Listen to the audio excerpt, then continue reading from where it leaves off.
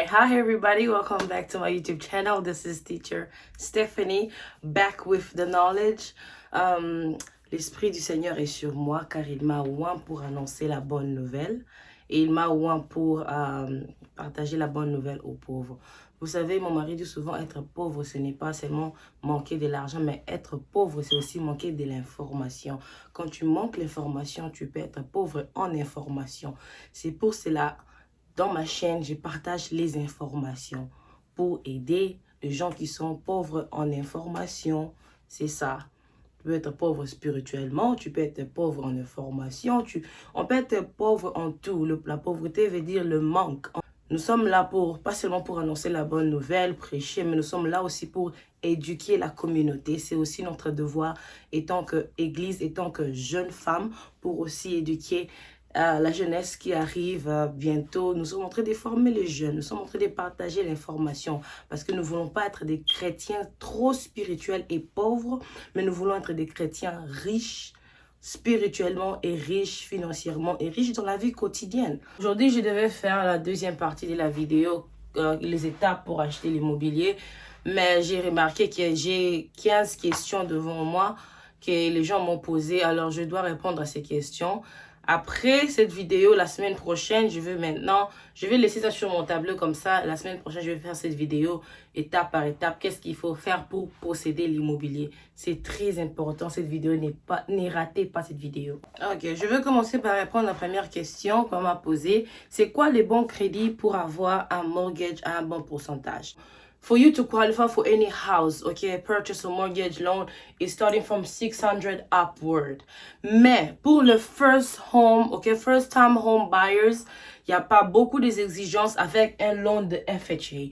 FHA is a federal house administration loan that helps people with low credit score to have houses at a good price, low price, at a low interest.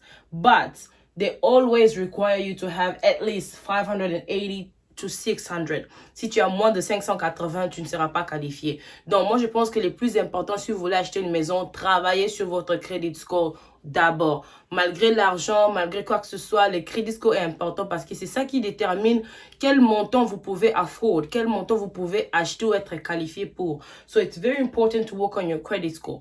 Donc, pour avoir un FHA comme un first time, okay, buyer, tu dois avoir at least 580 à 600 credit score, ok? Si tu veux qualifier pour un conventional, ok, qui sont le 5 unit plus ou des grandes maisons, commercial properties, things like that, you need at least 700 for you to qualify for those things. So I hope I answered your question. So just remember, a good credit score starts from 620 upward. Mais pour un first time buyer, tu peux commencer avec 580 comme tu vas toujours appliquer pour un FHA. Comme c'est ta première fois d'acheter la maison, c'est toujours FHA, 580 à 600, tu peux qualifier. Mais yebaka qui est ben tero ko foute, vous allez un peu l'icolo par rapport à moto à crédit à 700. Okay? The higher your credit score, the good chance you have of qualifying for big amounts of houses and also less interest. The lower your credit score, you're going to go for FHA, pay small, down payment, but your interests are going to be high.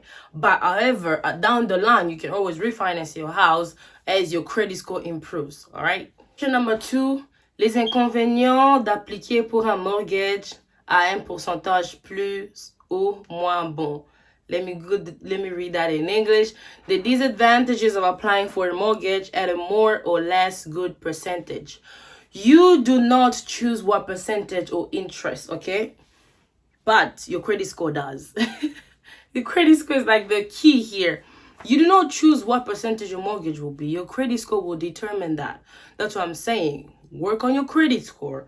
If the higher it is, the lower your interest, okay? The lower your credit score is, the higher the interest. So you don't have any advantage. You don't choose any advantages for a higher mortgage percentage or lower mortgage. Your credit score does that for you. So, quand tu as un bon credit score, tu peux marcher tête haute. Tu entres dans la banque comme ça parce que j'ai mon credit score qui est élevé. Mais quand tu n'as pas un bon credit score, tu entres comme ça. I want to get a mortgage. Parce que tu n'as pas déjà une force, ok? Your credit score is your strength. Work on it. Question number 3. Comment trouver un bon lender? Okay, I'll translate that quickly. How to find a good lender.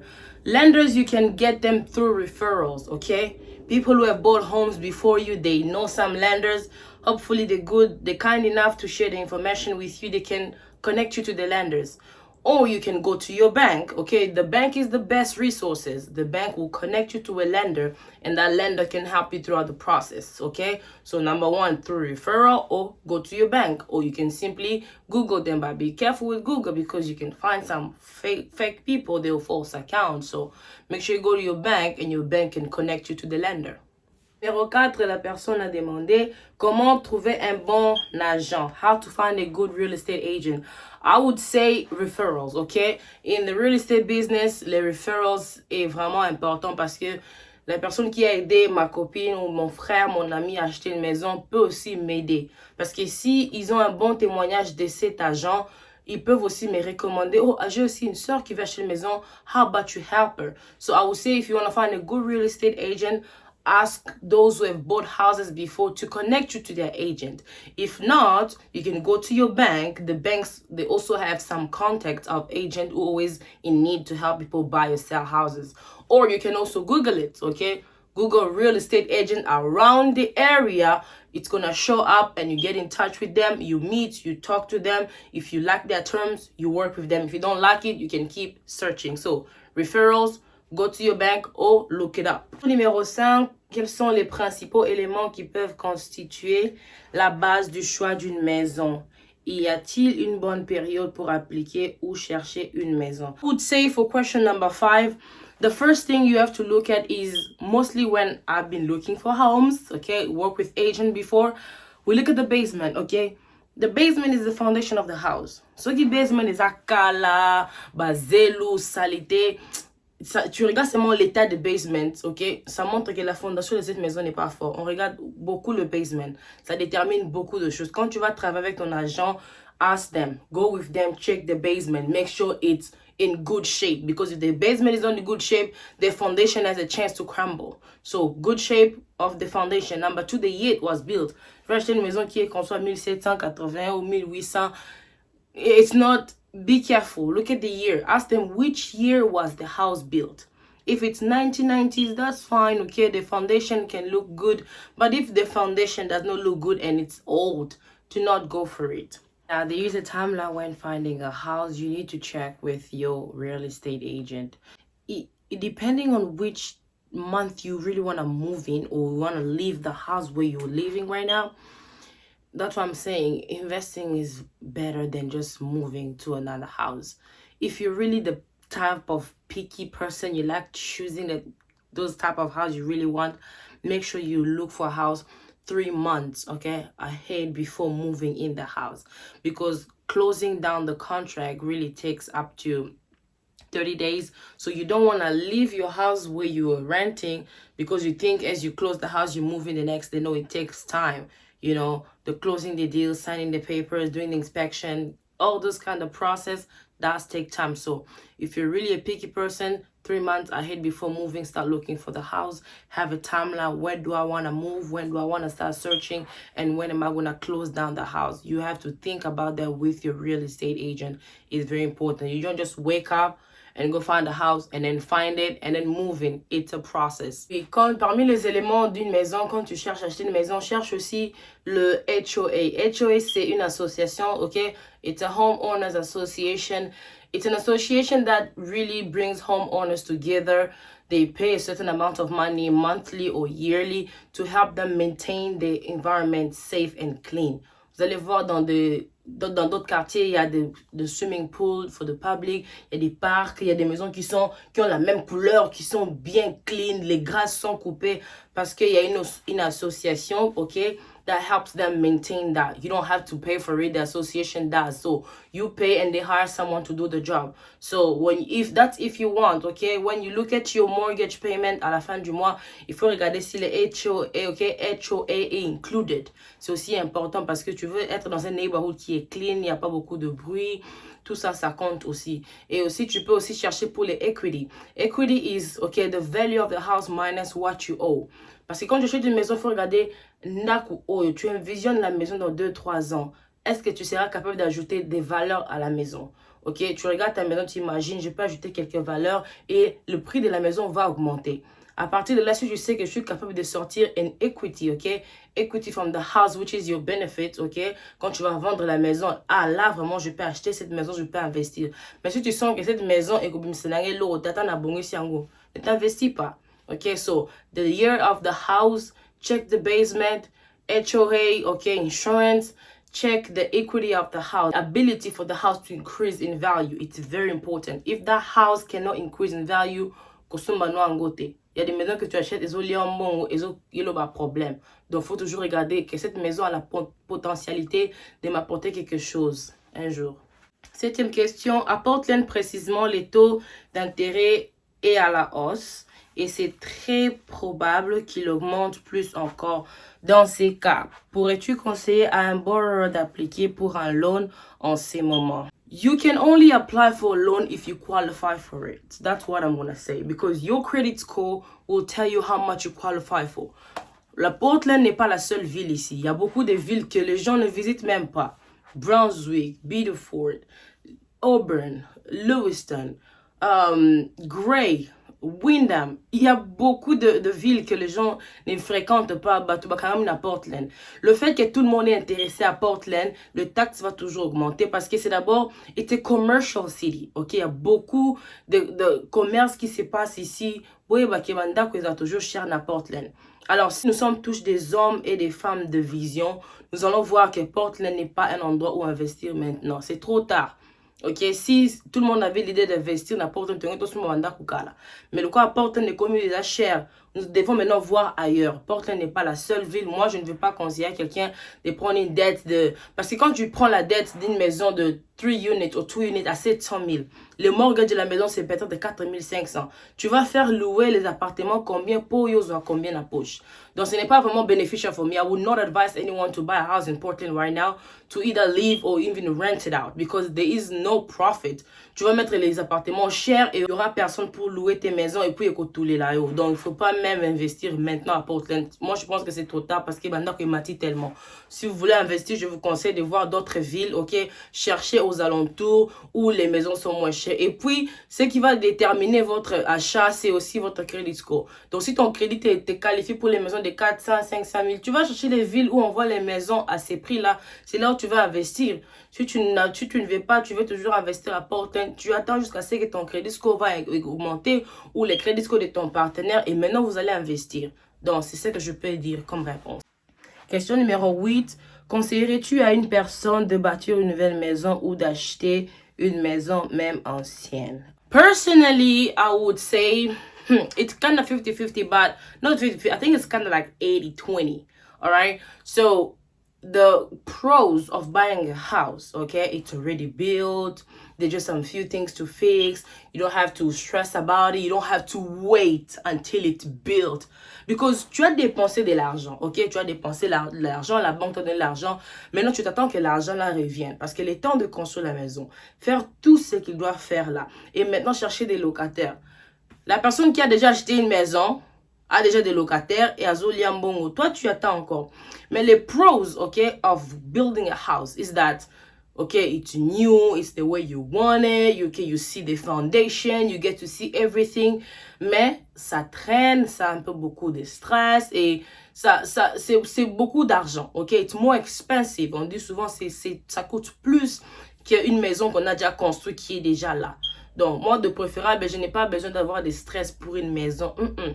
Je cherche une maison déjà construite, j'achète, je mets mes locataires, c'est bon, j'avance, I'm moving on my life. Si tu as la patience d'attendre qu'on construise la maison pour toi, le temps de chercher encore des gens pour louer la maison, de faire le paperwork, that's up to you. I would advise someone le prêt à porter, ok? Take your stuff and go. Unless you want to build your dream house où tu vas rester.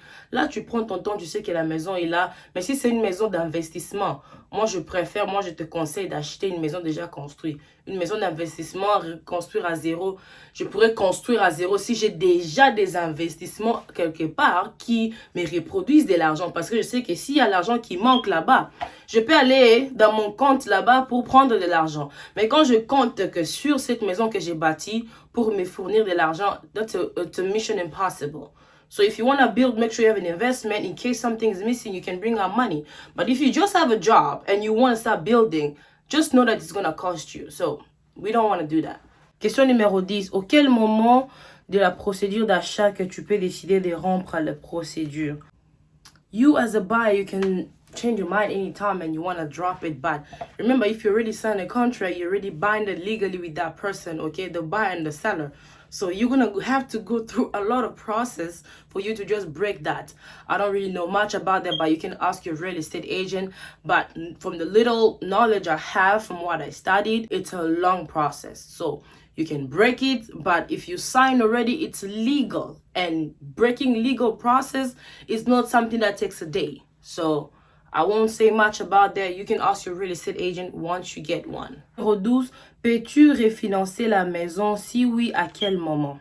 So for conventional, this is what I know. Conventional, as soon as you want, okay? Well, if it's your first time buying a house, you're gonna go FHA. Let me explain for the FHA. I know you can refinance the house, but I don't know when. For FHA, I know it has to be at least 7 months, okay, within you being in that property. But I wouldn't refinance my mortgage if my credit score has not improved yet, because refinancing really benefits you as the owner. So you gotta make sure you don't just buy a house and refinance it after 1 month. Don't do that. Or after 2 months, after 5 months. No.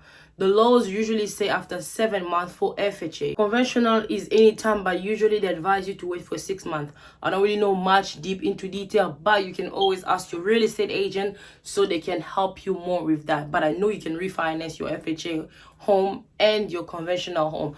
But don't be in a rush. Enjoy your house, stay there. Do not rush. For more information, ask your realtor. Question numéro 13. À combien de temps peux-tu revendre la maison après l'avoir achetée? A house is a long-term investment. I'm not buying my house to sell it after 1 year or 2 years.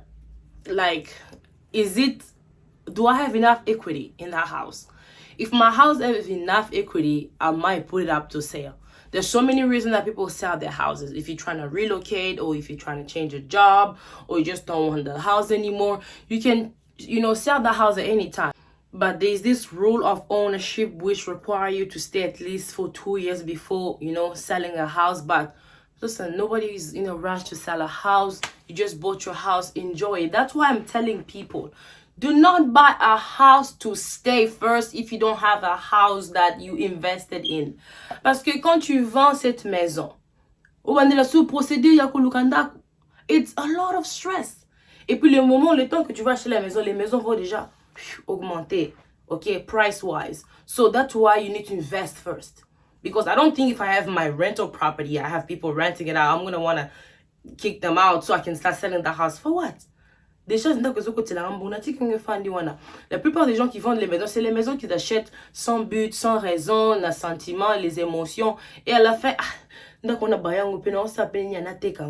il faut vraiment réfléchir, parce que sinon des trucs comme ça arrivent souvent quand on ne s'est pas bien décidé. Quand je me suis bien décidée, je ne pense pas que je vais vendre ma maison à 2 ans ou à 3 ans just for moving in. Alright, so take your time so you can avoid all those kind of things. But it's possible to sell your house within 2 years of living in there. So it's possible. But just make sure you keep that investment. Invest first and then buy your own house to stay. I hope I answered your question. Question numéro 15. When you're applying for a loan and your credit is low on the average, can your lender fix it? Guys, your lender cannot fix your credit score, okay? There is no bureau that can fix or repair your credit. You are responsible for that. How you manage your credit, how you manage your debt, okay, determines how your credit score looks like. So there's no lender, okay? Lender is your bank. Your lender can be a mortgage company, but they cannot fix it for you. They expect you to be responsible enough with the things they borrowed you so you can handle it properly. So if you want to fix your credit score, you have to pay your debt, deal with collection, make payment plan. That's how you improve your credit score. So there's no lender, no bank that can fix your credit score so you can qualify for a better mortgage loan. Question number 16. What if you are on collection? Can your credit be fixed while in process? Your credit can only be fixed while you paying it, okay? While you paying your debt. So if you owe someone on collection, you call them, you make payment arrangement, you discuss the price with them, and you start making payment. Once they receive your payment, they can report to the credit bureau, and the credit bureau will put the report on your credit report, and then the credit report will automatically affect your credit score.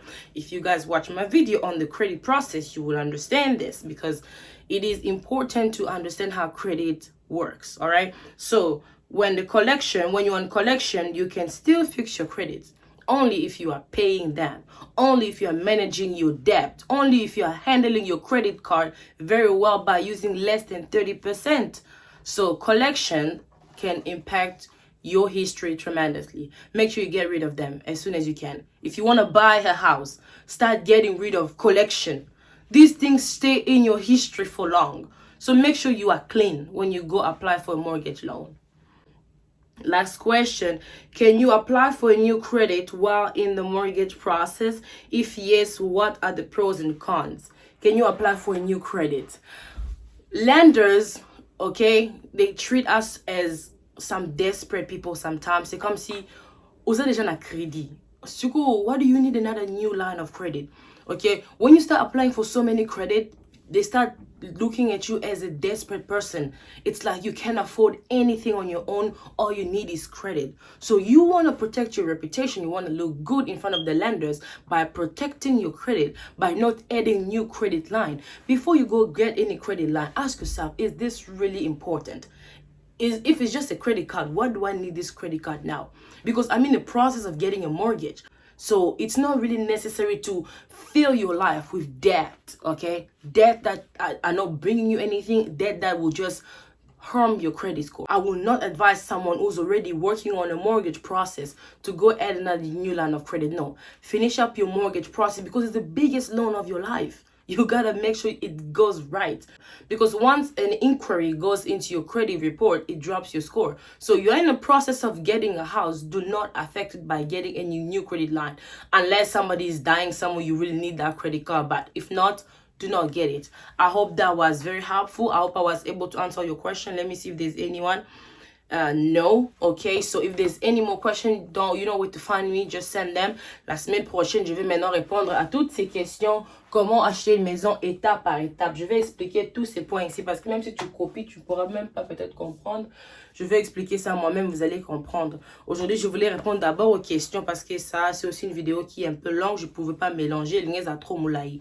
Donc, j'espère que j'ai répondu à vos questions. Partagez la vidéo avec ceux qui veulent acheter des maisons, et ne manquez pas la semaine prochaine pour comment acheter l'immobilier étape par étape. Je vais tout expliquer. Que Dieu vous bénisse. À plus.